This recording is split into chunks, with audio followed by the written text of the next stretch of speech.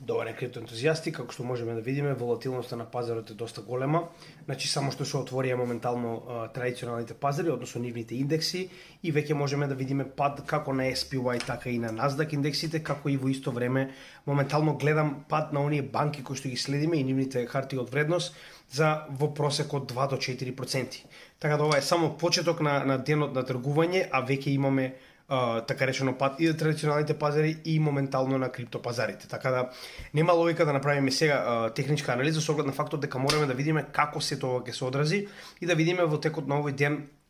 што ќе предизвика овој потенцијален колапс на буџетот на Америка, односно достигнувањето на децелингот. Така да во оваа ситуација моментално следиме будно на пазарот, вести и